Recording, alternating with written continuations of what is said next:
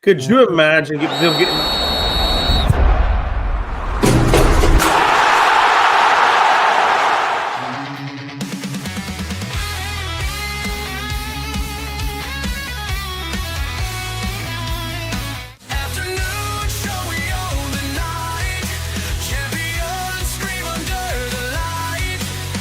This is a great honor for every fan of the Dallas Cowboys. I'm honored to be in the NFL.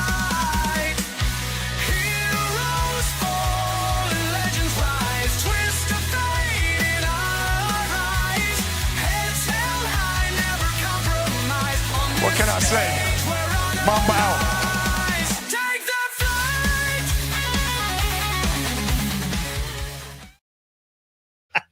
Oh shit.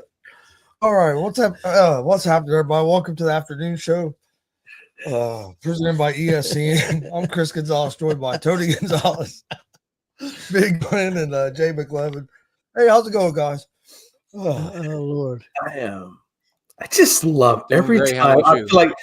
I feel like somebody just came out of the car that Cheech and Chong were smoking in to start the show. It just has that feel. But here's the thing, Jay. You can ask him. I've been here for like 20 minutes. Haven't coughed one fucking time. And then go to start the show.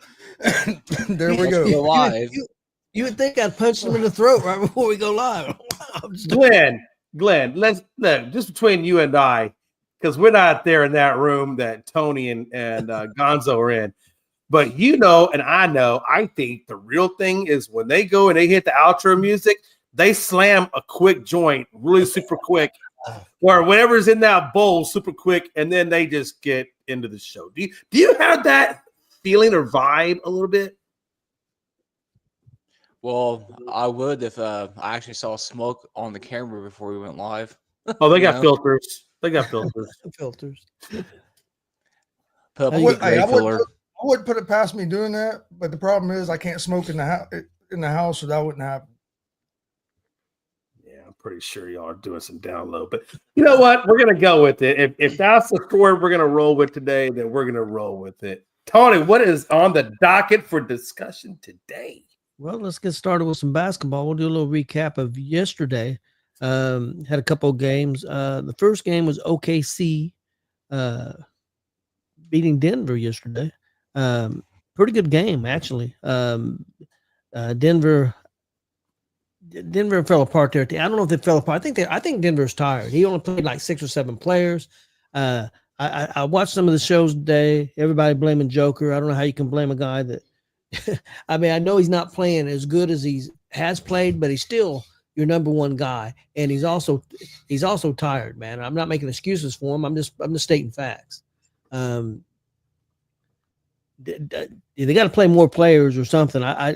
If they continue like they're doing, I don't see them having a chance the rest of the series, or even if they got through this series, how they're going to go any further after that. But yeah, Joker needs help. He's going to have some players step up, and really, not enough other guys are stepping up for him because he's got to do it on all. He's got to score. He's got to rebound. He's got to try to do assists. His assists are down. His shooting percentage is down. Another thing, though, that I will have to say, I got to give OKC a lot of credit. Their defense, and that's the other thing. They're wearing out Joker because they've got 3 big guys that they can interchange on him, and that's making a big difference in the series. So that's really helping them. But somebody's got to take some pressure off Joker. At least that's my opinion. Chris, go ahead. I'm sorry. Go ahead, Chris. Go ahead, Jay. Yeah, here's the thing. When we always have MVP conversations, who's going to get the MVP? Will it be Joker? Will it be Luka? Will it be Embiid, Giannis, Bron, whatever? A lot of the things always comes up is, this is the guy, that's the franchise, that's putting the franchise in the position in which that team is in, in first place, second place, whatever. So they get all the accolades for that. Or in this case, Tony, like we were saying, we don't know how they can be blamed Joker, but when you're the guy that's in MVP conversations and your team doesn't look so good, that's just kind of part of it. That's kind of just goes with the territory, right? You get the good, but you also get the bad. And I do agree 100% with you that I do think that Joker's tired. We've watched Joker all season long, and I cannot remember the last time I saw this man shooting, 30%, 20% from the field. The team itself shot 31% from the field. And Tony, we've had this discussion many a time, and I've said to you many a time, if your team is giving you 31% from the field, you're not going to win the game. The only way you'd win the game is if the other team was shooting less than 31%, really. Let's just be honest. So, the Joker went 7-22. And I watched a little bit of that game, and then I had to go do some other things. But I did watch some of it, and I saw how he was playing. He did look sluggish, like I said. Even at the earlier game, I said I felt like he was looking sluggish. And when you're going 7-22, 2 of 8, from the three-point line, it is what it is. I felt like he did a good job in rebounding. He gave you 13 rebounds, 3 assists. I also thought that the one bright spot right now, even though Joker and Murray aren't playing particularly well in this game, or maybe even the game previously, I felt Aaron Gordon is really doing a good job stepping up. He's giving you over 50% from the field all the last 3 games I've watched him play. But last night he had 16 rebounds. So I felt like, and he had 6 assists. I felt like you're getting a lot from Aaron Gordon, but Aaron Gordon isn't enough to carry you the whole way. And look, when you look at this game yesterday, just take game yesterday for yesterday, right? So you had Joker at 43 minutes, Murray at 41, and Brown at 44. All of them didn't shoot particularly well. Brown went 4 of 11, 2 from 9 from the three-point land, and Murray gave you 5 of 15 and 2 of 5 from three-point land. So you can see in their shooting, all 3 of those guys that are giving you over 40-plus minutes every single game, you're seeing it reflect in their shooting. I don't know the last time I've ever seen Denver shoot less than 41%, and even that was low for them.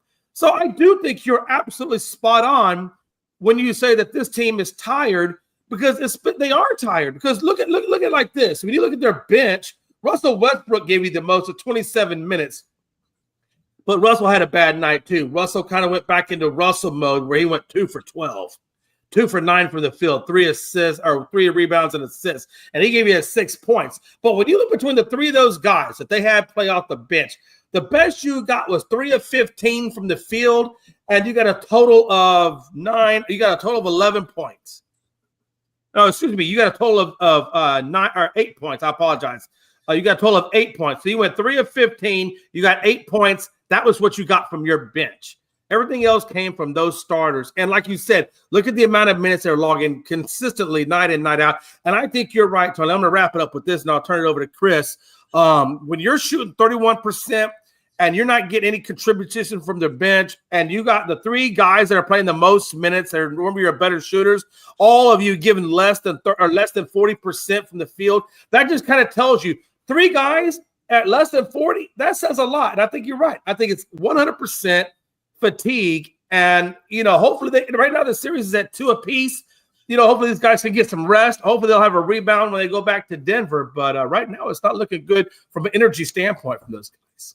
One thing real quick, I also want to stress, though, Oklahoma is also the number 1 defense in the league, has been all year long. So, that's some of it. I can't take away their defense. They play great defense, and it's affecting Denver. And plus with the minutes, too, I think it's too much. Now, Denver's got a lot of heart. We'll see if they can come back. But I don't know. Chris? Yeah, I think some of it, I agree, is Denver looked a little tired, but some of it is OKC's defense. I think the Nuggets are going to have to try to play more than just 2 or 3 guys off the bench. But the thing about that game to me yesterday, I didn't watch all of it. I watched a little bit of it. The Nuggets led most of that game. They were up most of that game. OKC made a comeback, and I think the Nuggets did get tired, especially there in that fourth quarter. But the Nuggets are capable of winning this series, but they got Michael Porter Jr. is going to have to play better, and then Westbrook has to play like he's been playing. He's played good in most of his playoffs. Had a bad game yesterday, but he's been pretty good this whole playoffs for him. They really need him to step back up. But Michael Porter Jr. has to. That dude ain't been able to hit hardly anything here lately. It seems like used to, if you left him wide open, he was hitting it. I've seen him miss a lot of wide open threes in the playoffs this year. So I think for them to have a chance in this series, he's going to have to be that X factor next game. But I think they are going. I don't think they're going to change. I think he's going to play these 6-7 guys that he's been playing, and that's going to be it. Hell, if anything, he might go down more because the other two guys that he played like 9 minutes and 5 minutes. So if a guy stay out of foul trouble, he might just go to basically 6 guys and just using Westbrook off the bench. I mean, and I don't know if it's the coach that's making that decision or if it's Jokic that's making that decision either. Because if you've noticed, Jokic looks like a lot more like he's coaching and more animated. Yeah, absolutely. Since Malone got fired, so Jokic might be the one deciding that, hey, these are the 6 guys that are playing, or 6 or 7 guys are playing. The rest of you aren't. I mean, I don't know if it's the coach or if it's Jokic, a combination of both. And I think the Knicks are going to run into the same issue because they're another team that only plays like 6-7 guys, and you get against some of these teams like OKC in the West, and the Pacers play like that too in the East, where they play a fast pace, can spread you out. They can wear you down. Real quick, I just thought up. I didn't realize this until just now, but I was looking at the team stats, and I was actually right. When I told you, Tony, I said the only way you're going to win if you're shooting 31% is if somebody else is shooting less than what you're shooting. And that's exactly what happened in this game. OKC was shooting 35%.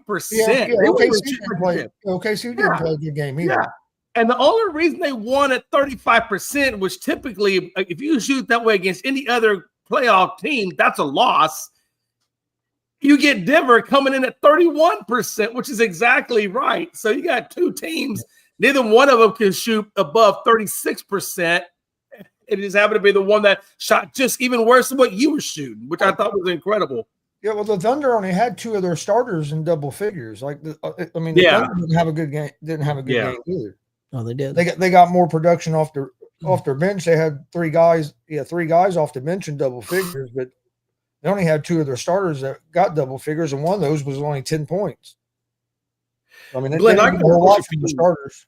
Oh yeah, Glenn, I got a question for you, Glenn. Yeah, and it kind of goes with what Gonzo was just saying about. It seems like Joker is kind of the one. It seems to me that is actually coaching, maybe more than David Adelman. You got to think that's kind of true because how hard it is, do you think, for David Adelman to come in the playoffs game 1 and you got a guy like Joker in this team and trying to command the respect from them in a playoff series when you're an assistant coach? I mean, it's almost like David Adelman got put into a rough spot given the reins of the team at game 1 of the playoffs. Yeah, it's I feel for him. It's a no-win situation. He's gonna get blamed regardless of the outcome. Yeah, absolutely. It's really that simple. What's crazy though, he had a bad night. We say he had a bad night, and he still had 27 points. Yeah, so that's a bad night. A bad night for him is a great night for a lot of people. Oh, you're talking about and that's the thing though, right? I mean, let's be honest, guys. We Russell Westbrook has had nights of 27, 33. The problem with it is great points, but it took you 31% shooting from the floor to get that 27. So how many possessions did you give away to get that 27 points? Or for Russell Westbrook back in those early days? And again, I think this is just a one-off for Joker. This is not a typical Joker night. But, it's great he got 27, but he gave a lot to get that 27. Well, the thing of it is, the last 3 games, he's only shooting 30-some%. It just ain't one game. The last 3 games, he's shooting around 35%. So do you think that is just him hitting a rough patch shooting, or is it fatigue? What do you think is causing Joker to have these couple of bad games shooting-wise in a row? I think fatigue and the defense. Them having 3 bigs to be able to switch off on him, play fresh minutes because they can one guy may be playing 20 minutes, other guy's playing 15, other guy's playing 7 or 8, and they're big guys and they're staying on them. I think they're affecting them. I mean, Oklahoma's got a good game plan. Well, and another thing I think some of it is if you watch Jokic, when you watch him play, he don't really, I wouldn't say he's a scorer. Yeah, he scores a lot of points, but he don't look to score first. He's usually looking to set his teammates up. Well, there ain't nobody stepping up, so I think he's looking to score first more than what he usually does. So I think he's taking some shots that he usually don't take as much. So I think that's some of it too, as long well with the defense. But he's more of a, if you watch him, he's more of a pass first guy when it comes down to it. And here lately, he's kind of had to switch to being more of the offense is running through me, and I have to do everything. And I think that has a little bit to do with that. It has a little bit to do with the fatigue and just maybe forcing some shots that you normally don't take. Yeah, because he usually averages probably 12, 13 assists a game. He had, I think, 3 yesterday. Yeah. So, Big Lynn, what's your thoughts on the game? What was the game again? Okay, see. I was on my phone. Yeah. Okay, Okay, the one that we've been talking about. Okay. Jokic been looking wore out, man. He was looking out about as much as I was on Friday night after the Pacers game and IndyCar and stuff, man. I still think this series goes 7. Obviously, I think these two teams are just going to trade wins back and forth until the last game and stuff. I do feel that Denver does need to go into the bench a little bit more on nights like last night to alleviate some of the pressure that they was going through, to release some of the time that they spent on the court, especially with starters, Jokic, Murray, and those guys. Those guys can't be playing 48 minutes. Yeah, you're right. And let's be honest, like you said, Tony, Joker is a walking triple-double. I mean, literally he averages triple-double, at least the last couple of seasons. That's why he's always in the MVP conversation, because you're right. He's not necessarily a scorer as much as he is a facilitator. He's basically a bigger, better version of Russell Westbrook, from a field goal standpoint. And so, yeah, man, I think that's exactly what you're getting. And I watched that game last night, and I watched him shoot at least during that first half. I watched the first half. I missed the second half because the Dallas Stars game had come on. But during the first half that I did watch, I watched Joker at least shoot up 3 or 4 3-pointers that hit the front of the rim. Didn't even go over the rim, just hit the front of the cylinder. And that right there tells you, to your point, Tony, that you can see that that's fatigue. When you're hitting the front of the rim, that's straight up fatigue, because it wasn't like he was getting blocked. He just didn't have enough on it to get over the cylinder. And they didn't get no break with the NBA schedule either. And I know both teams have to play it, but they played Friday night, and then they played a 3:30 game on Sunday. Played the afternoon game on Sunday. So the turnaround was even less than normal. Normally you have 2 days, but usually night. So they definitely lost some hours there. I don't think that helped them, but it's the same for both teams. So, I mean, you can't cry about that. But they didn't get no favors there because they're already wore out. They just come off a 7-game series, a tough series. So it is what it is. I mean, Oklahoma had an easy first series. So I think they're a little fresher. So let's move on, guys. And I'm gonna let Glenn go first, because and I was gonna ask Glenn a question first of all. He was there at the Pacers game. Want to see how the crowd was and how the atmosphere was, and then what he thought about the game. The atmosphere was fantastic last night. When we went on that 17-2 run to end the first half, that was the most amazing 2 minutes of basketball that I've ever seen in my life, and I've seen a lot of shit, But as far as the game is concerned, the game itself is concerned, I think the Pacers are going to wrap it up on Tuesday. One thing that leads me to believe that is the simple fact of a lot of times that when I noticed when Cleveland was out the free throw line shooting free throws, man, those guys are exhausted. Hands on hips, body language is saying that I'm tired and I'm done. Do you think they mentally broke too? I think yes. that game. Oh yeah. Now, I'm not saying they can't come back from it. I'm not saying that, but that game particularly, they mentally broke. Mentally broke, physically broke, and the combination of it last night and games 1 and 2 have really effed them up is a good word to describe it. I got a question of Glenn, because and I already know Gonzo's response to it, and I don't want to what upset me more about the lack of respect this team gets, because that's going to send him into a Rodney Dangerfield mode, and I don't know if we're all ready for that. But I do have a question, seriously, and I know they were all three there, coming off of injury. How healthy do you think they were coming off that injury? How much were they ready for this playoff game coming into it tonight on the Cavs side? Now, and I'm not trying to take anything away from the respect of the Pacers, but do you think that did you see any lingering effects from those injuries on the Cavs side with Mobley, Hunter, and Garland? Did you see any, or did they look like they were fully ready and dialed in on the court? I think they're mentally broken right now, honestly. You let a 20-point lead go to waste in game 2, then obviously letting that 8-point lead go away in the last 47 seconds.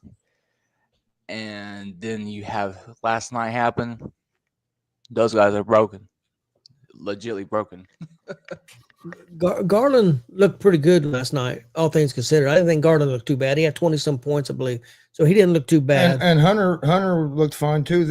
Them guys, here's my thing about the injuries. Them guys all played on Friday and they beat us. And Hunter played, Garland played, they all played good. Only thing that changed yesterday was at the end of the first half, Mitchell went out in the game. And like I said earlier, Pacers were already up by 41 by the time Mitchell went out. So I don't want to hear nothing about Mitchell didn't play, about them losing Mitchell. That game was already over last night before. I mean, you could have called that game at halftime. I mean, we scored 80 in the first half. That's just nuts. They scored 39, yeah. But with that being said, I do think the Pacers are in Cleveland's head mentally. I do believe that, but I don't think and I'm not just saying this because I'm a Pacer fan. I really don't think the injuries to Garland and Hunter had anything. Garland, Hunter, and who was the other one? There was 3. But it was Hunter, Mobley, and Gardner. Yeah, Mobley. I don't think the injury had any effect because, like I said, them guys played Friday night in Indiana and they beat us. Yeah. So it was just, you know what I mean? So Friday they were questionable. They wasn't questionable going into yesterday. The way Kenny Atkinson has been playing head games with the freaking the media, the injury reports, and complaining to the league office about the foul calls and physicality. At the end of the day, those are really just built-in excuses. And I've seen some clips of a Cleveland radio broadcast today. I've seen a few of them since the series started. And the guy said the problem is the same thing that's been for the last 3 years with Cleveland. They're not physical enough, and they cry about it. So they got to get more physical. And he's already calling the time to make changes in Cleveland. He said they need new personnel because they're not tough enough. This is somebody that follows the team and the radio guy, and he may be trying to get people to watch too. So I mean, how much he believes what he says, I don't know. I'm just going because this is the guy that covers him all the time. But also, I seen the press conference after the game, and their coach said, "We tried to prepare. We knew this was coming. We knew that Indiana was going to come out and try to punch us in the mouth. We talked about it. We tried to be prepared for it, and we was not prepared for it, and they totally dominated us." That's what the coach said after the game. He said, we knew Indiana was going to come out like this. I don't think he expected that much, for that long, but he knew that Indiana was going to come on strong and start the game, and they did. And they weren't prepared for it, or it was just too much. They couldn't handle it. Here's my thing. Go ahead. Here's my thing. And Gonzo, I really want to ask this to you. Donovan Mitchell clearly is their superstar. Evan Mobley is really that second guy, and Garland is probably that third guy because Garland's averaging about 20 points a game. Mobley's in the same. So those are kind of your 3 big guys, right? Do you think it's weird that Mobley comes back and he only gets 7 shots on goal? He went 3 of 7, 2 of 4 at the 3-point line. Why do you think the Cavs only gave him 7 shot opportunities? Was it just, and I didn't get to watch that game, and I guess Glenn, you chime in, please. I know you were there. Was it just a fact that they were guarding him too tough, or what was going on that because I don't understand 7 shots on goal. That's all you're doing. That doesn't. I mean, that's what a backup usually gets. You seem like you have more shots on goal. Rick, done something on defense and made an adjustment and stuff. That's really what that boiled down to is an adjustment on the defensive end to lock him down.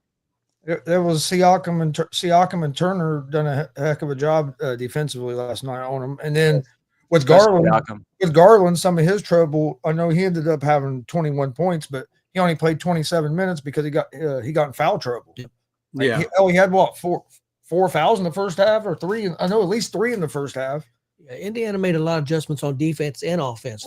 One of the things that hurt them offensively the last game was that 2-1-2 zone. We had problems with, and he was more prepared this time, and they didn't work. What hurt us Friday was we tried to play isolation ball. We wasn't passing the ball. The ball wasn't moving like Pacer basketball. Last night, that ball was moving. We had them spread out, and you saw what happened. We were scoring. On Friday night, it was too much dribbling, one-on-one isolation, and everybody standing around. The ball wasn't moving. We had 23 assists in the first half last night. The last game, I think we might have had 17 or 18 total for the whole game, and that's not how the Pacers play. The Pacers usually have 22 or more assists in about every game, and when they get to that isolation ball, 36 last night, and that slows the pace of the game up. Pacers like shooting in the first 6-7 seconds of the shot clock. They don't want to go deep in the shot clock. And Friday night there was a lot of that. Last night they were getting out. They put the pressure on Cleveland, and Cleveland didn't respond to it. And Halliburton didn't have a great scoring night last night, but he didn't have to, and he only played 20-something minutes. But Siakam went 9 for 10 shooting the ball last night. He had a great game. Turner has been playing great in the playoffs.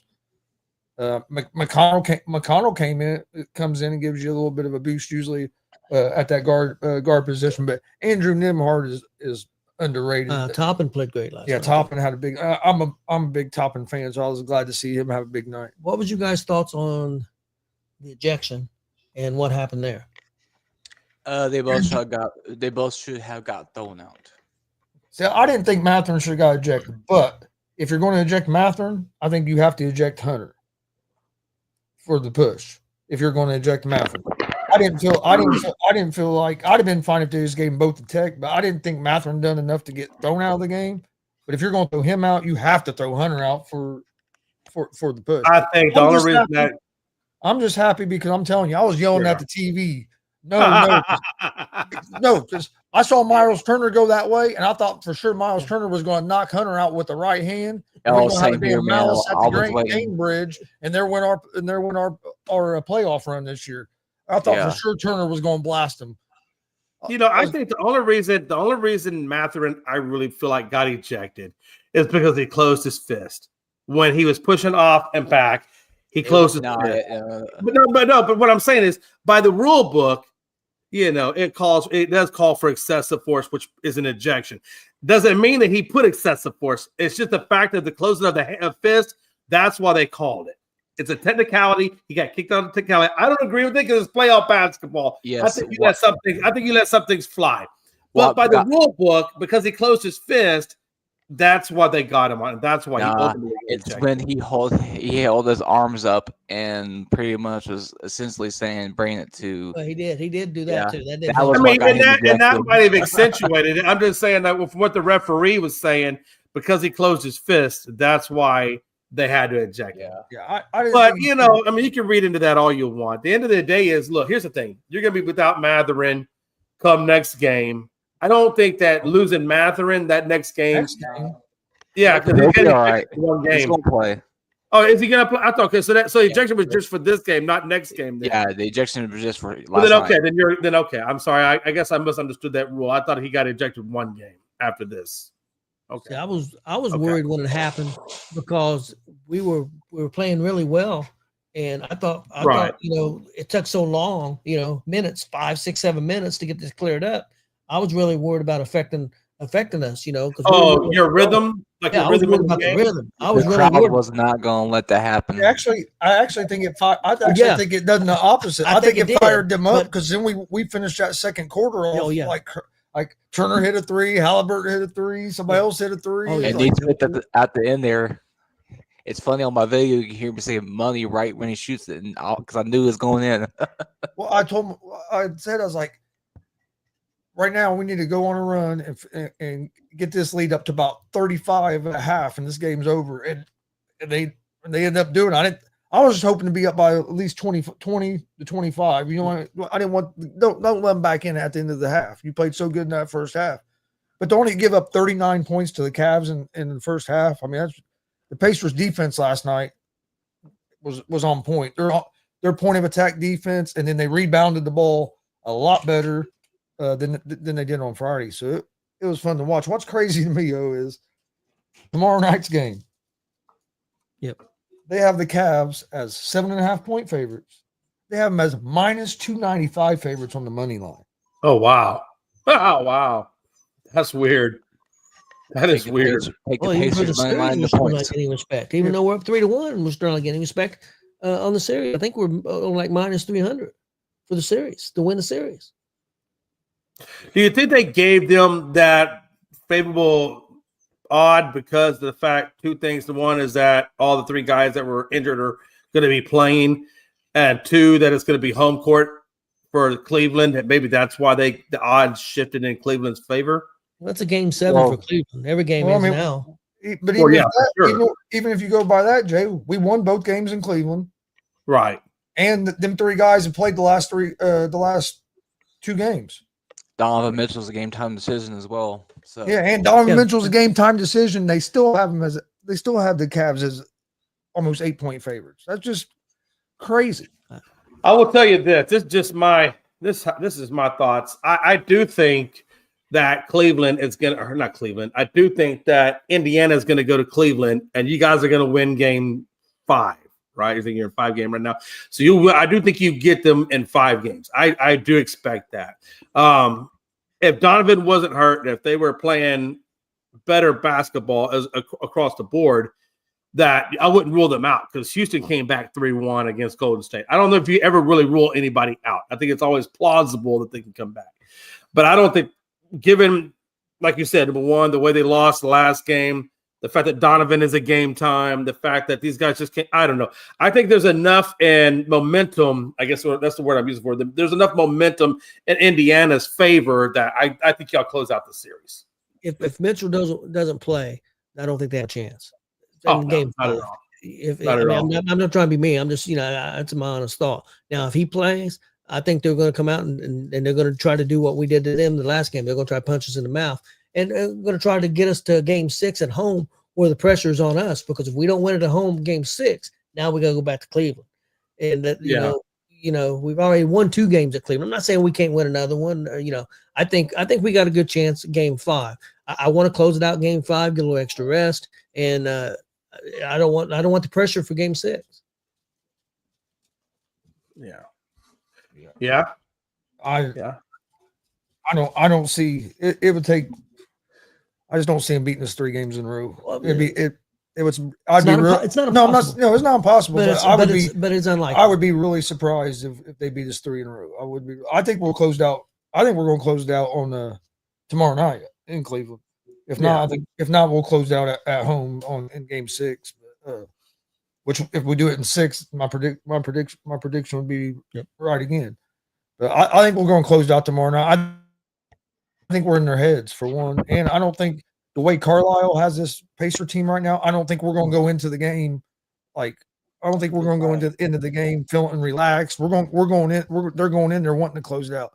That was one thing I liked about the way they played yesterday.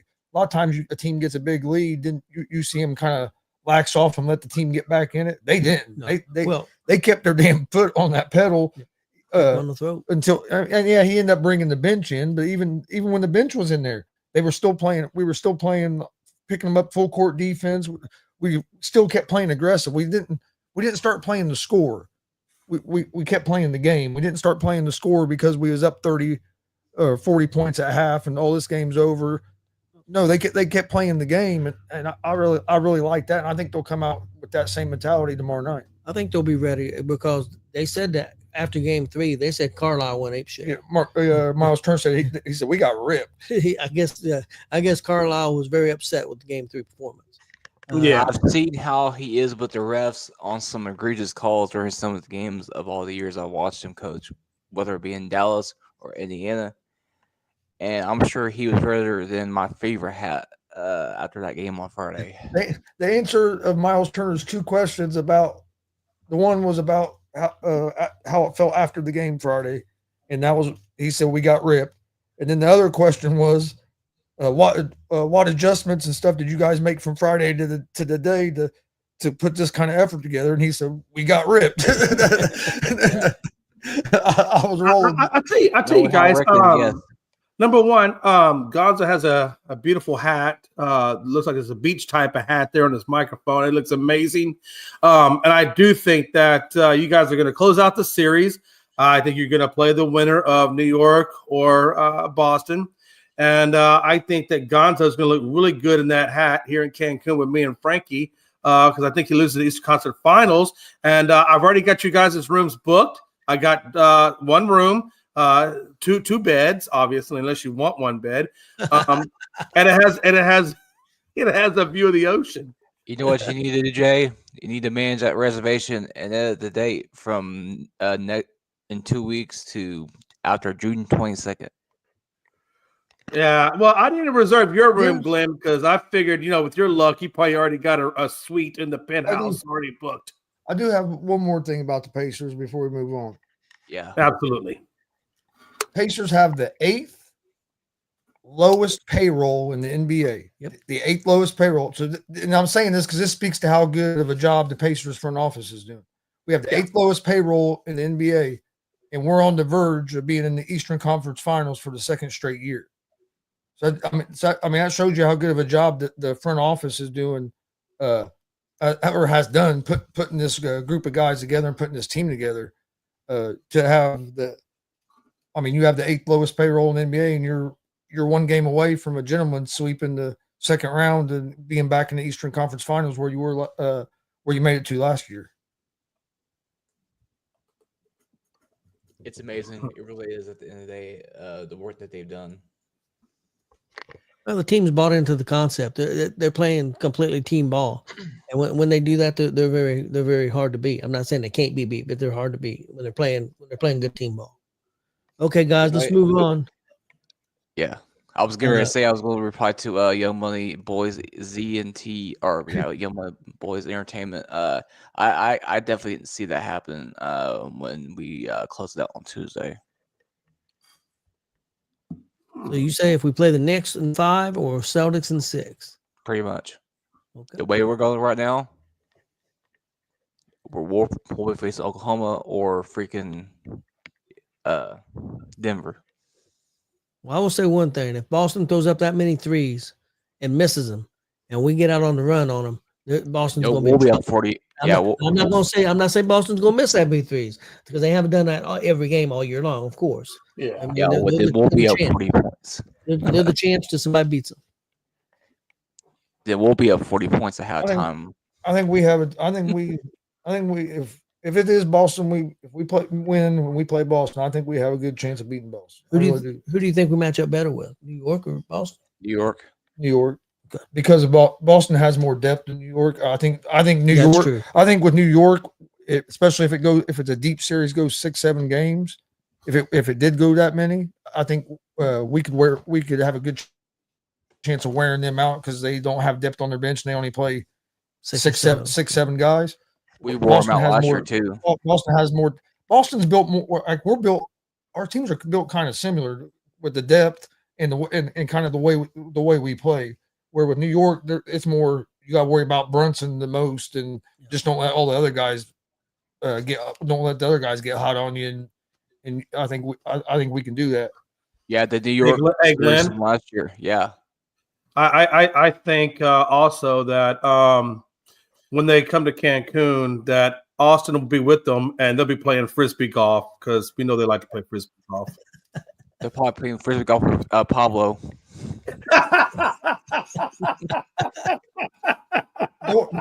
Don't worry. When I show up at Cancun, when we show up in Cancun with the championship trophy, we'll make sure we have some whiskey to drink out of it. I hope so because I love some good whiskey. Yes. Okay, guys. And let's be be clear, guys. I want to be very, very clear about this. I typically joke with you guys a lot. I just like the hat was there, and I felt it was very appropriate to say that about Cancun. But only thing is, this is a Reds hat. That's okay. It still looks cool on it. No, look, here's the thing. Look, my team's not in it, and I said if I couldn't be in it, then I always like to see a team that hasn't won the championship. I like those Cinderella teams, and I feel like you guys are, like Gonzo said, he feels like he doesn't get the respect. So that's why I kind of think you guys are a Cinderella team, because you don't feel like you get the respect. And so I would like to see you guys win the championship. I think it'd be great for the city of Indianapolis to win it. I think if you do win it, I don't know that Glenn is going to be able to make it outside of his apartment anytime soon, because the crowd will probably be crazy out there. Yeah, I'll be crowd surfing like freaking young that one dude. Okay, guys, let's move on to Boston and New York. New York's up 2-1. We got game 4 tonight. I believe that is in New York. Jay, what's your thoughts on this game? Do you think New York's got a chance to win this game tonight? What do you think? Yeah, when it comes to Boston, I think you kind of nailed the key right there earlier. One, if you're going to shoot threes and if they're not falling, don't just keep shooting the 3-ball. You got plenty of playmakers. You got plenty of slashers on that team. You can get to the rim and try to go that way. So for me, for that game with Boston is game plan. How are they going to game plan? What is their game plan? They're going into New York. I don't know, man. For some reason, I have a feeling, I'm a big Jalen Brunson fan. I just knew when he left Dallas going to New York that was going to be a big pivotal thing for those guys. I know that Hart, plays really good defense, has played good defense. Not Gobert. Karl Anthony Towns also does a good job over there. I got to tell you, man, I'm not feeling as confident about this Boston team as a lot of people are. I think the one weakness to Boston or to New York, and I think Gonzo hit it, was the fact that they only use 6 to 7 guys. Tibbs doesn't go deep into his rotation. So if I'm Boston, I'm going to try to tire out those starters as much as possible and see if I can get Tibbs to get into that rotation in New York. And maybe they're going to have to drive the lane and get the fouls. If they can get Karl Anthony Towns into foul trouble, or if they can get Brunson or Hart into foul trouble to where they have to get into that bench, then that really is kind of their key right there, because they're like Gonzo said, they're not as deep into that bench as other teams are. And I think that's the key to beating New York. Get into that bench as quick as possible and get them into foul trouble. That's going to be the key for me for Boston. Unfortunately, I'm riding the Nick wave on this one, and I'm going to go with New York. I think New York and Brunson are going to handle business defensively, and I think Brunson's going to handle it on the leadership side, and I think Boston goes back home down 3-1. Yeah, I think if New York wins tonight, they win the series. I think it's a must win. I think if they lose tonight, New York loses the series. I think if they win tonight, they win the series. That's how important I think this game is. Brunson didn't have a good game the last game, so I expect Brunson to come back and play really well tonight. That New York crowd's going to be crazy. I think it's going to be a real close game. I don't know who's going to win it, but I think it's going to be very close. But if New York wants a chance to win this series, they got to win tonight. They got to get up 3-1. They go 2-2 and give Boston back home court. I think it's done. Chris, what do you think? Yeah, I think it's going to be a lot like the last game. I think Celtics are going to win. I think Celtics it's probably going to be a lot like what was that, Saturday when they played? Yeah, Saturday, where Celtics got the lead and never gave the lead up. The only thing that worries me about the Celtics a little bit is Porzingis has been battling that virus and ain't been himself. They're not as a consistent team when he's playing. He played, but he had like 5 points or something. He's only played like 18, 19 minutes. He hasn't been himself. When he's himself, they're a totally different team. But the way Boston's playing and with their depth, and I agree with you, this is a must win for the Knicks. You can't give home court back to Boston after you beat them 2 games in Boston to start the series. You can't lose 2 at home. Yeah. If they lose these 2, the Knicks might not win it. They might not win another game in this series. The people Sanchez and them that will say Boston was going to win it, come back and win the 6 would be right, because I can see it. I predicted Boston the 6. That's what I can barely see. I can see them Boston winning these next 3 games, but New York needs to win tonight if they want to have, in my opinion, if they want to have a chance to win this series. You got to win tonight, get up 3-1 where you have 3 chances to win one game. Let me ask you guys a question. Was it just that Boston threw up so many threes and they just missed them? Or did New York play a part in that the first 2 games with the defense? Or, I mean, Boston didn't look very good the first 2 games, and they did throw up a lot of threes, no doubt about it. And they blew that one game. So, it could have won. Should have won. Yeah, they were up by 20 in that game. Yeah, they should have. Well, they was up quite a bit in Both the first game. Well, actually, both games they were up by like 20. Yeah. So, do you think it was just their collapses and New York was lucky? I mean, what do you honestly think? I think some of it goes back to what I said earlier, where you get up and you start playing the score instead of playing the game. But I think a lot of it is is watching the Celtics play, is they got away from Celtics basketball. It was more of Tatum 1-on-1, Brown 1-on-1, ball still where the Celtics are so good is kind of like what the Pacers do. They spread you out, ball's moving, and they make that extra pass to get a great shot instead of a good shot. Then first 2 games they'd get that lead, and it seemed like it was all more dribbling the ball stopping, and all isolation. And that's not when the Celtics go to playing that style. Their offense they don't score. But that's when they go in them 3 to 5 minute stretches without scoring. But then when the ball's moving and everybody's touching the ball, their offense is a lot more efficient. And I think in them first 2 games they got that lead, and if you watch it, it went back to a lot of the ISO ball, and they didn't score for like 3-4 minutes. New York went on a run, and then it's hard to get that momentum back. When I look at this, I agree. The Celtics, they did 53s, was it 50? I believe it was. No, 40. They put up 43s. They made 20. So they actually shot the 3 ball at 50%. So it wasn't like they were shooting bad, because they're 50% shooting. But here's the thing. If you really want to talk about who shoot the 3 ball bad, it was New York. New York went 5 of 25. But for me, it's more about the fouls. When you look at the fouls, New York made 24 out of 35, and then they only got 15 out of 17, which is good. I mean, they only missed 2 foul shots, but they didn't put up nearly the number of foul shots that New York got. That foul line and the fact that they got them in foul trouble, which I was speaking on earlier, was one of the bigger impacts on that game. So I really feel like, we look at this game, the game that the Celtics won, they got them by 3 points, 108-105. And that was the only time that they've been up to 100 points. When you look at the other 2 games, New York got them 91-90. Celtics beat the Knicks 115-93. They beat them. Maybe I got that. Maybe I got those scores inverted. Did I get those scores inverted? Yeah, because Celtics beat the Knicks pretty good Saturday. They were up by 25-30 most of that game. And then I probably had it inverted. I apologize. But, I guess the point I'm trying to make on that, though, was for the most part, New York's defense has done a good job on the Celtics.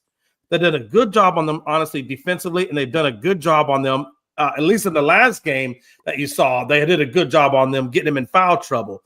So I think New York is riding that momentum. The only thing about New York is I just don't want them to get complacent. I don't want them to be complacent when they go back to New York, because they're up 2-1. Like you said earlier about your team and the Pacers, you kept the foot on the gas, and that's why you guys are up 3-1. And if New York wants to be in this, they're going to have to play good defense. They're going to have to get to the foul line a lot. And then they're going to have to, like you said, they're going to have to keep that gas pedal down and make sure they're taking good quality shots.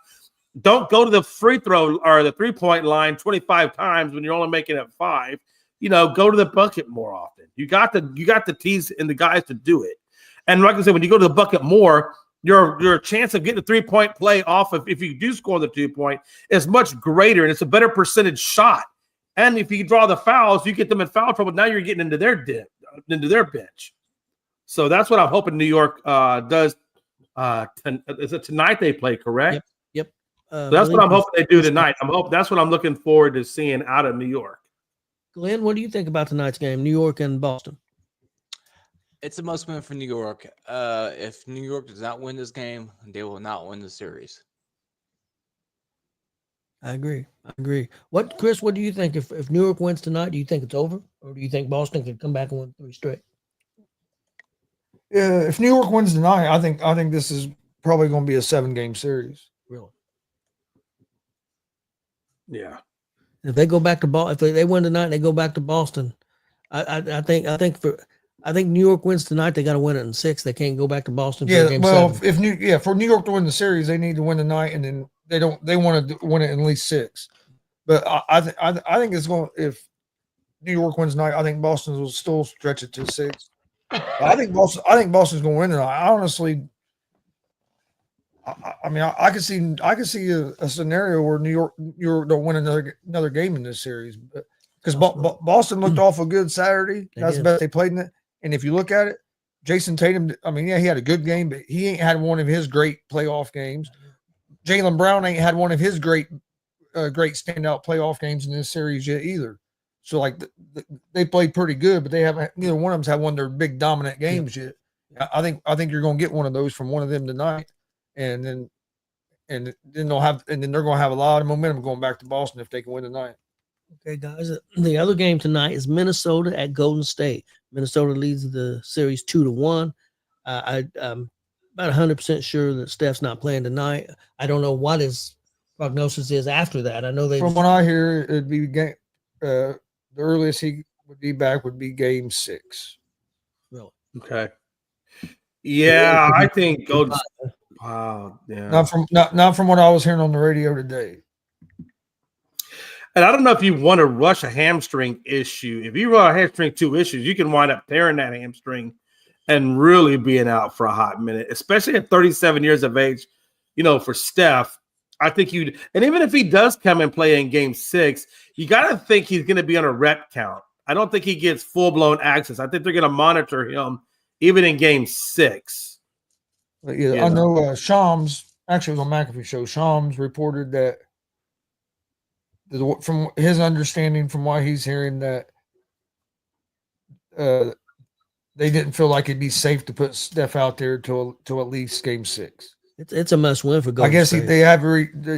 He's been doing a little bit of jogging and like doing some stuff there, but and everything's, I guess from what they say, all that stuff's been going good. But yeah, they don't want to risk it. Like I said, the Warriors got to figure out a way to win a game without him and try to hang in there until he gets back. Yeah, that's their hope. They got to win tonight. If they lose tonight, go down 3-1. Right.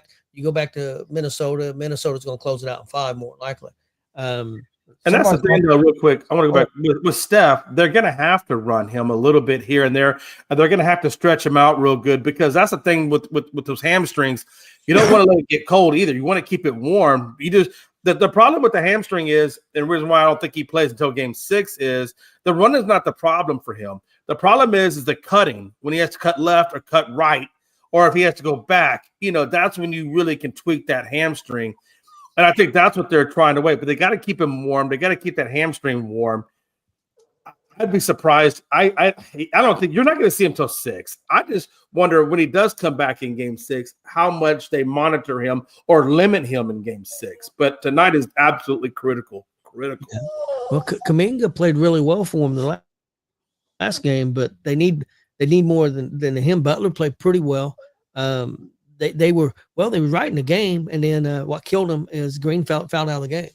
They need Green to play a little smarter. Once he went out of the game there, because I think they was leading in the 4th quarter. Actually, I thought Golden State was going to win the game. I really did. Right. And it kind of fell apart, and they started fouling, and Heath Green fouled out, and that killed them. Golden State can beat them without Steph. I think they can, but you got to do it. They got to come up with a game plan. The game plan was pretty good. Well, they got to get some scoring out of somebody besides Butler or Kuminga. Like if that Prochanska can't score, or Gary Payton can't score, 2 points, or Draymond don't add a little bit of offense. Somebody has to help. Kuminga had 30, and Butler had 30, but nobody else joined the party. I think Hield had 14. That was it. And then I think the one guy, we said the guy's name was Singer. That dude. He had 5. Pajetsky. Yeah, Pajetsky had 5 or 7 points. He's just so inconsistent. One night he'll be hitting, and then the next 2-3 nights he won't be hitting nothing. He can't hit nothing, and then he can hit. Somebody's got to step up. He's been awful inconsistent. And that really is, after watching, them play the Rockets and having watching them and Buddy Hield play when Steph Curry first went down with that hamstring issue in the first quarter, but yet Golden still hung on to win that game. The one big thing I took away from Golden State is two things. Number one, without Steph Curry, two things have to occur in order for Golden State to beat Minnesota. The first thing that's got to occur is Green, like you said a minute ago, can't let himself get emotionally activated in the game, because when he gets emotionally activated, what happens? Two things happens. Number one, he starts throwing his hands around, which technically usually leads to a technical foul or a flagrant foul. And right now, I think he's at 5 technicals. He can only get 2 more, and then he's ejected or he's suspended for 1 game. So Green has to maintain his composure. That is first and foremost. If Green doesn't maintain his composure, I guarantee you Golden State loses. The second thing that has to happen, and you already touched on this, Buddy Hield and Pajetsky have to hit their 3-point shots. It can't just be Butler. It's got to be Pajetsky and it's got to be Buddy Hield, and those two guys have to step up and give you at least 40 to 45% from the arc. And if they can give you 40 to 45% from the arc, I truly believe if that happens and Draymond keeps his composure playing that defensive game, I think that absolutely the Warriors can beat Minnesota and get back into this and get to Game 6 and hopefully get Steph back. Well, that's what Kerr said after they lost, right after they lost him in the press conference after that game. They knew that he was lost, Steph. He said how we got to win games now is we have to win with defense. We gotta win our games with, that's how we win. We got to win our games with defense without Steph. Yeah, the formula's. He said the formula is totally different without Steph. Yeah, we got to win with defense. So that's going to be the key. Big Glenn, what do you think? Defense. Do you speak it? So I feel, but I don't think defense is going to be enough, unfortunately, for Golden State. I do believe Minnesota is going to run away with this tonight and wrap it up on Wednesday, whenever Game 5 is. That could be. It very well could be, guys. It sucks that Steph got hurt. I think they had a good chance. I think you picked Minnesota anyway, didn't you, with Steph? Yeah, I thought you did. Okay, guys, want to talk a little NHL real quick? Yeah. Before we go there, guys, I will tell you this, man. One thing I know about Golden State is I don't count them out. And I don't think it's going to be easy for Minnesota to just get into that. I think this series does go Game 7. I really feel like this is going to go Game 7. I could be wrong, but I know this Golden State team, I know what Gary Payton II brings defensively. And when Draymond isn't being Draymond, I know what he can do defensively. And so I agree. I don't think this game is – I don't think this is over. It definitely is in Minnesota's favor in terms of momentum. But I think Golden State still has a few things up their sleeves. But it has to start with tonight. They got to win tonight. If they don't win tonight, I don't think – then I do think it is a wrap. So tonight's game – it's funny because tonight's game and New York's game tonight, those are 2 pivotal games tonight. So it's going to be a lot of serious basketball tonight. Anyway, having said that, yeah, let's go to NHL. Okay, we're going to do a little NHL. The first game tonight, we have the Capitals at the Hurricanes. The Hurricanes are up 2-1. It's a must-win for the Capitals. I picked the Capitals to be one of the teams in the Stanley Cup, so I need the Capitals to wake up. But Hurricanes are playing awful well right now, and the Capitals are starting to look a little tired. I think the Hurricanes are probably going to get this series, but Capitals got to win tonight at the Hurricanes to have a chance, or they'll be down 3-1. The other game for tonight is the Golden Knights against the Oilers. The Oilers are up in the series 2-1. This series has been really tough. It's been really good. Golden Knights, I know lost game 2 in overtime, and I think they lost game 1 in overtime. And then the game they won at Edmonton the other night, they won with 0.003 seconds. They got to go with 0.003 in the third period, or they would have went to another overtime.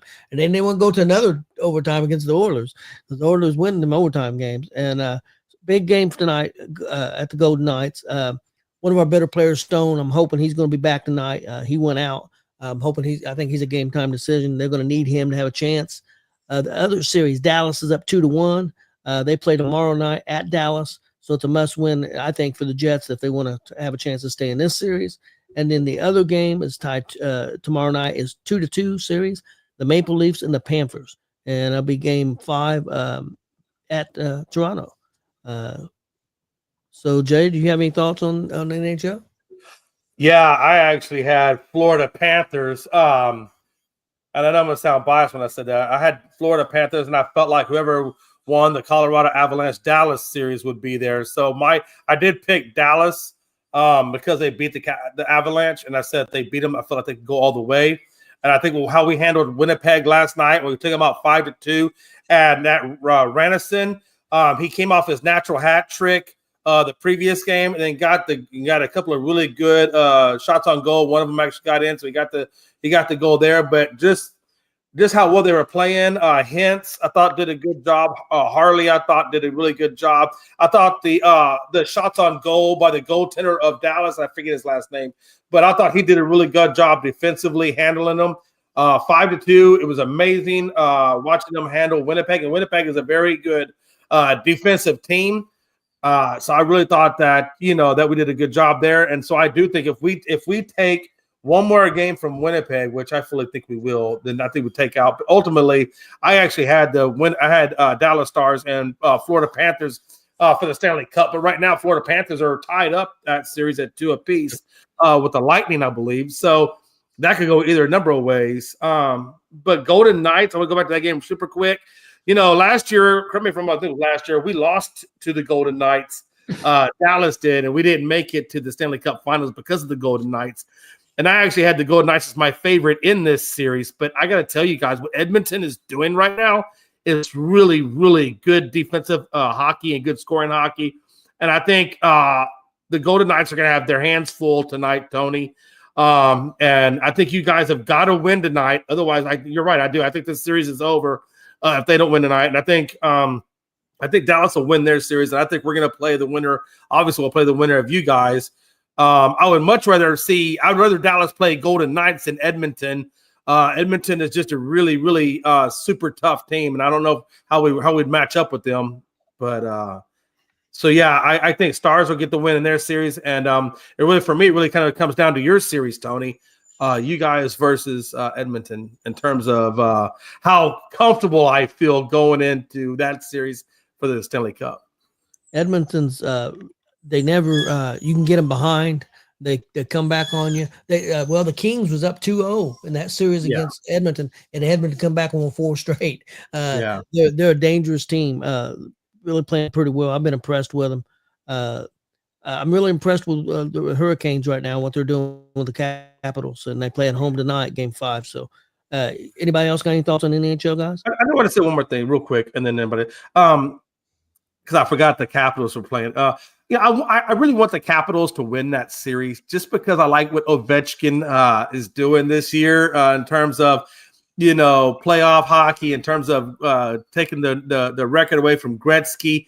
I think after this season, I don't know if Ovechkin is going to play another season in NHL. I think he probably goes back to Russia and plays a little bit of Russian hockey and then retires out in Russia.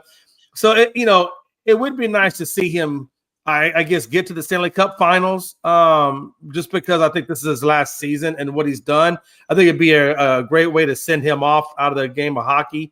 But that's going to be a tall order for those guys. Let's go Vegas. Yep, that's my thought. I agree. My team. Hopefully they can win tonight. I'm gonna be watching. I believe. Well, I'll watch it as soon as Raw goes off.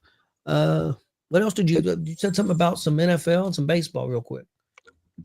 Oh yeah, about how the Cowboys gonna go 0-1 to start the season. Hey, man, come on. Man. Give me a little bit of love, damn. That's gonna be tall order though, man.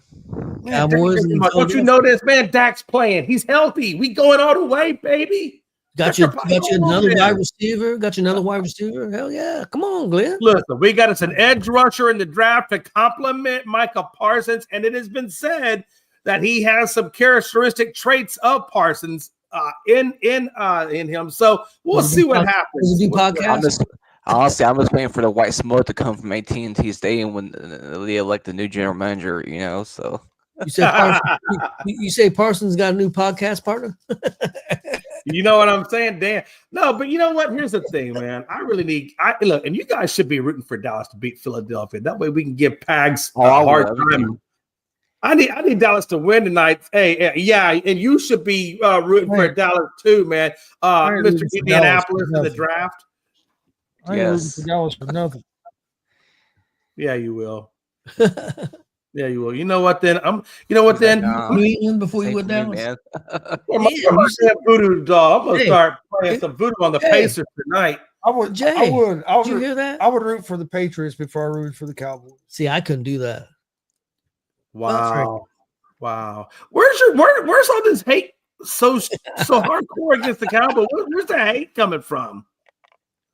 Just delusional Cowboy fans, and if I had to choose between the Patriots and Cowboys, I'm going Patriots because they're AFC. I can't do that. I can't go Patriots. That's simple. Yes. You know what? That's okay. You know, because tonight I'm gonna get that damn voodoo doll. I'm putting a picture of of Halliburton on there, and I'm gonna stick needles in every one of his appendages just for that. So it'll be all right. You know what? Right. Yeah, it's all right. I got you. Don't you worry about it. Then the Patriot excuse would be that way. It would be Jay's fault the Patriots lost. Also, guys, what do you guys think about Derek Carr retiring? Not surprised. Yeah. So from what I heard or what I read in a little bit, at least on his injury, so he's 34 years old, which you already know at 34, you're middle 30s. You're already, obviously a few years out from retirement to begin with. So it's not like retirement was that far off for Derek Carr to begin with. Secondly, he had that one shoulder surgery on that torn labrum that he had in that shoulder, and it didn't prove successful. And then I think what the Achilles heel, which ultimately put him into retirement, was that the fact that rotator cuff is degenerative. And anytime you have an injury that's degenerative and you're 34, the chances of you actually coming back and even being able to play is very, very difficult. So, and I think Derek Carr realized that. I think he realized that this shoulder was only going to get worse. He would never be 100%. And I think now he's looking towards the broadcast booth or some other career along that line. I think that's kind of where he's teetering now. I think he's going to come back. You do? I think he wanted out of this. I think he wants out of New Orleans. I think he retired. You call us delusional. No, and here's why. It's came out that there's something wrong with his shoulder, but they said he could go through the surgery. It'd be like a 4-month rehab, but that chances are that he would be fine and be back to normal. Is what the doctors were saying. I think there's something going on between him and the Saints.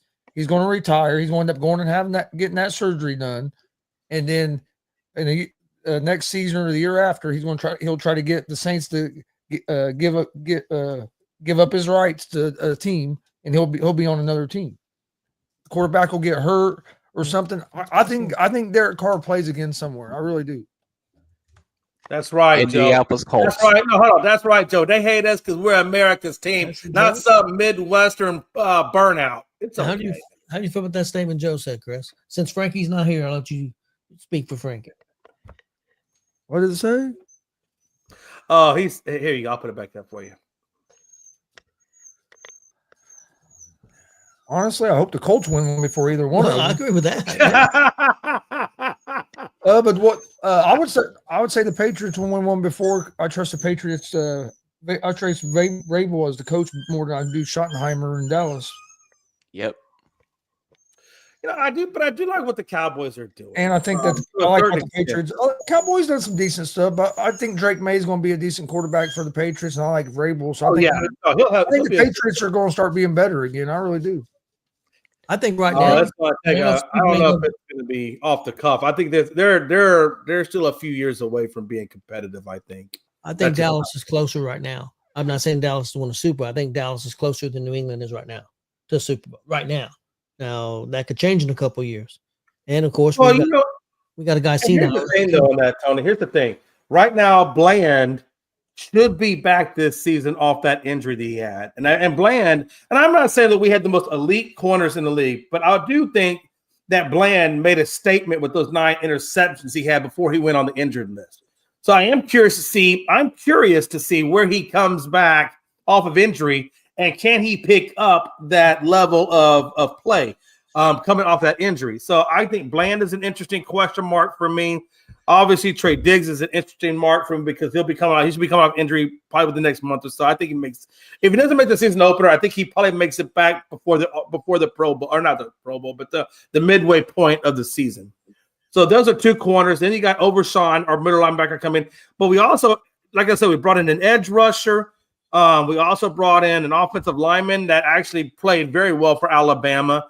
The only downside for that is the fact that the one guy that he gave up sacks in his rookie season was, in fact, Jalen Carter. And Jalen Carter, as you know, is with the New York Giants. And so we will have to face him. That's a question mark for me. But, again, picking up Pickens, taking some pressure off CeeDee Lamb. We still got Jaden Blue now. We got a really good crowded running back field. So I'm curious to see how they work out that running back room in Dallas. But then you got Ferguson at tight end. I mean, we have a good team. I don't know if we're not going to be good enough to win the division. Okay, I'll be honest with you.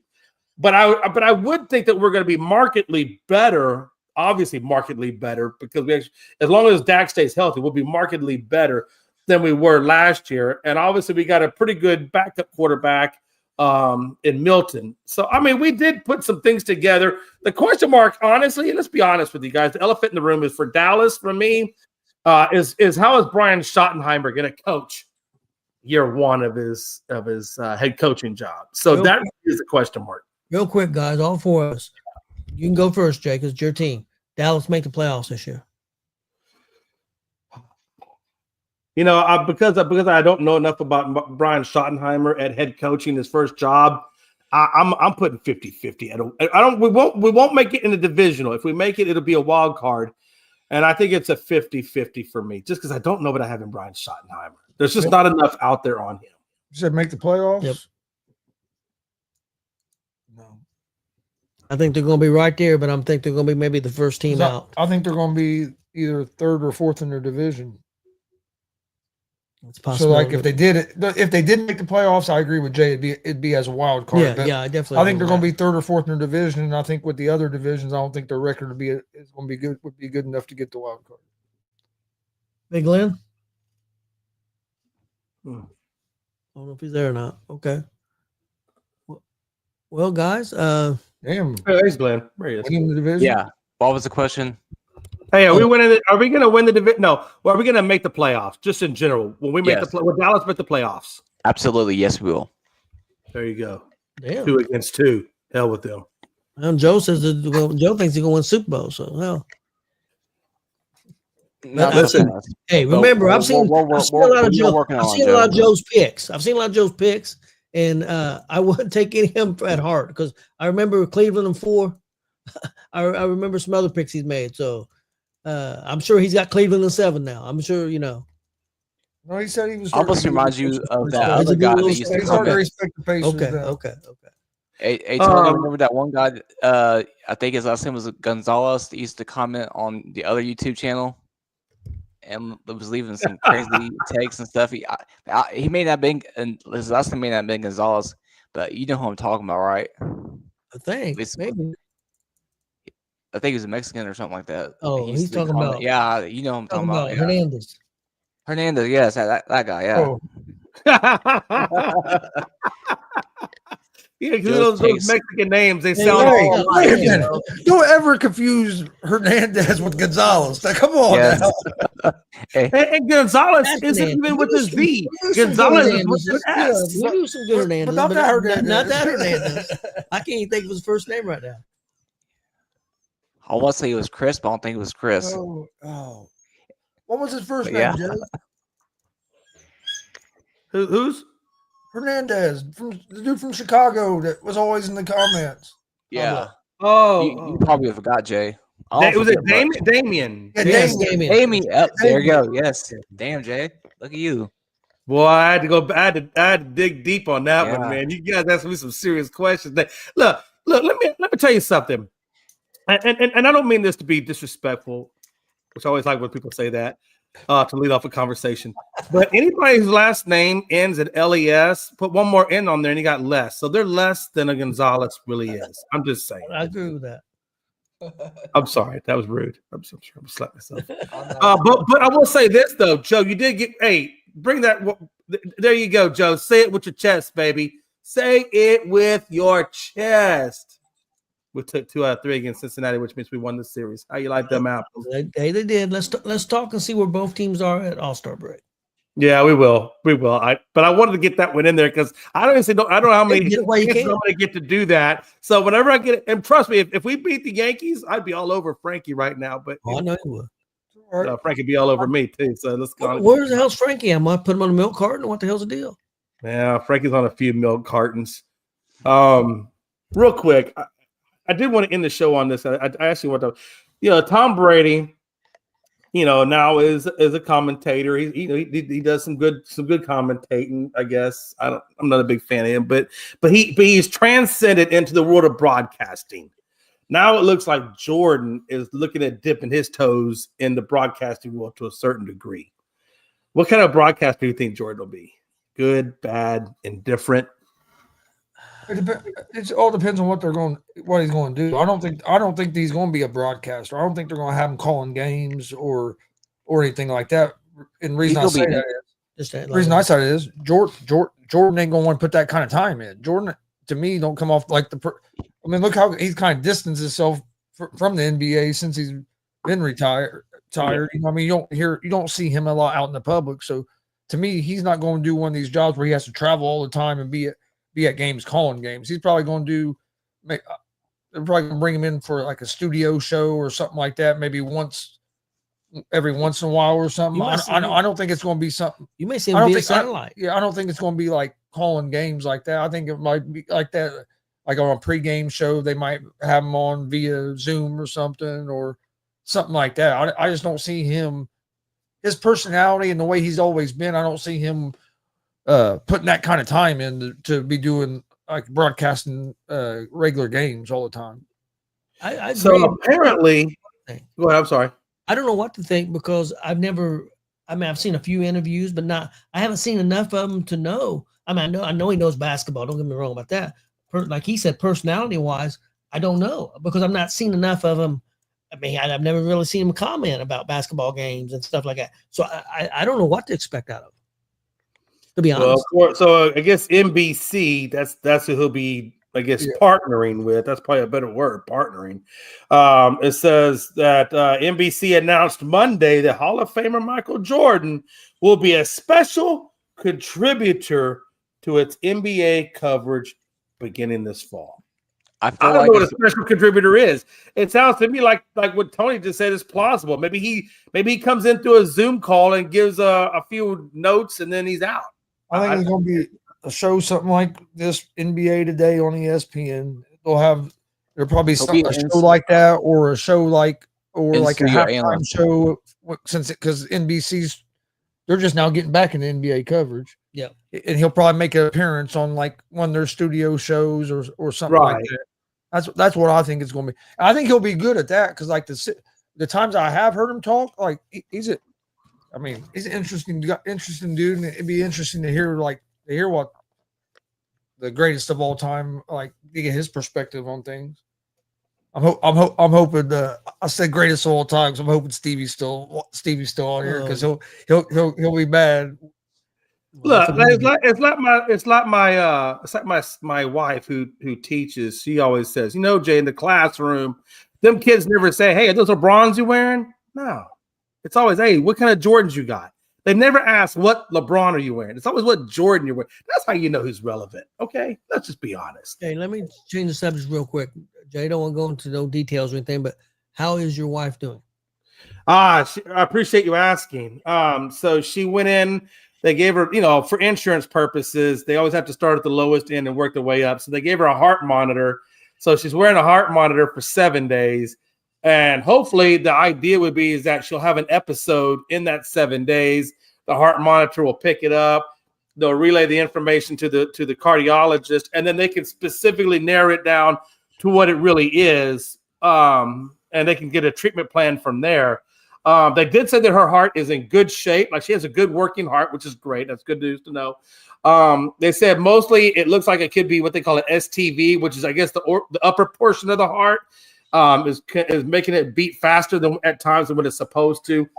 If they don't get the heart monitor, then she'll have to have this little device put into her skin. I think it's like a little incision, and then they'll put that in, and then that's like a 2-year window, and then hopefully during that 2 years she'll have the episode, and then they can figure out what they have to do. So right now everything is okay. She just did her ultrasound on the heart, and now she's getting ready to do. I think in June she's got to do a stress test, and yeah, that's kind of where she's at. You know, I always get nervous when we're talking about the heart, but so hopefully, so far she's doing good. Good. Oh, I see Stevie's still on there. Yep. Nothing wrong with being the second greatest of all time. Jordan should be proud of that. Young Money, Boys In. You're exactly what it says. Young Money. You ain't no old money, and Young Money doesn't really compare to old money. No, I agree. You know, if Jordan is number 2, he should be proud of it. Just like LeBron should be proud of being number 5 or number 6, behind Bird and some of my guys. Or maybe number 15. Son, bitch.